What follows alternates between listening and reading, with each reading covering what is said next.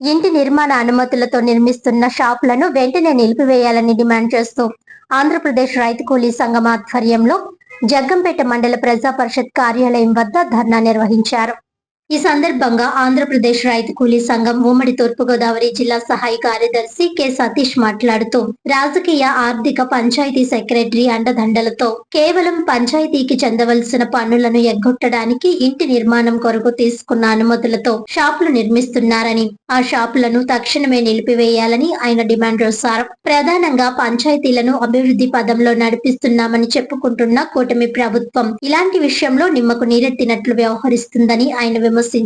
70% పూర్తయిపోయిన షాపులకు ఇప్పటి వరకు స్పందించలేదంటే ఎంతవరకు పర్యవేక్షణ ఉందో దీన్ని బట్టి అర్థమవుతుందని ఆయన తెలిపారు. పంచాయతీలు అభివృద్ధి చెందాలంటే పన్నులు ఎగ్గొట్టకూడదని, పన్నులు కడితే అభివృద్ధి చెందుతుందని ఆయన తెలిపారు. కానీ ఇక్కడ లంచాలకు అలవాటు పడి అభివృద్ధిని, బాధ్యతలను గాలికి వదిలేస్తున్నారని ఆయన విమర్శించారు. తక్షణమే ఈ షాపులపై విచారణ చేపట్టి నిలిపివేయాలని, అలాగే పంచాయతీ కార్యదర్శిపై విచారణ చేపట్టి చర్యలు తీసుకోవాలని ఆయన డిమాండ్ చేశారు. లేని ఎడల జిల్లా వ్యాప్తంగా పెద్ద ఎత్తున ఉద్యమాలు చేపడతామని ఆయన హెచ్చరించారు. ఈ కార్యక్రమంలో ఆంధ్రప్రదేశ్ రైతు కూలీ సంఘం నాయకులు డాన్ శ్రీను, రవణ, సూరిబాబు తదితరులు పాల్గొన్నారు.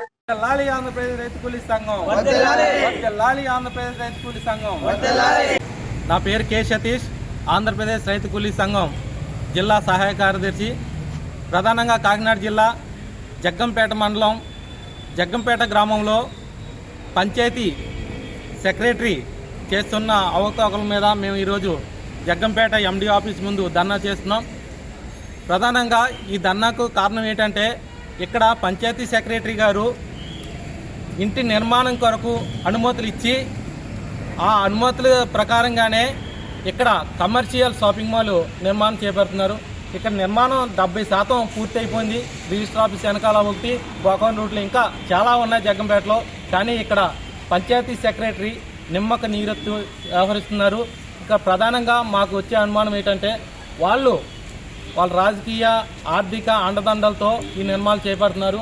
దానికి ఈ సెక్రటరీ గారు వత్తాసు పలుకుతున్నారని మేము సందర్భంగా తెలియజేసుకుంటున్నాం. వెంటనే ప్రభుత్వ అధికారులు, పై అధికారులు స్పందించి పంచాయతీ సెక్రటరీ మీద చర్యలు తీసుకొని ఈ షాపింగ్ మాల్ నిర్మాణాలను వెంటనే ఆఫ్ చేయాలని ఈ సందర్భంగా మేము డిమాండ్ చేస్తున్నాం. లేని పక్షంలో మేము పెద్ద ఎత్తున జిల్లా వ్యాప్తంగా ధర్నాలు, రాస్తారోకోలు చేపడతామని ఈ సందర్భంగా మేము హెచ్చరిస్తున్నాం.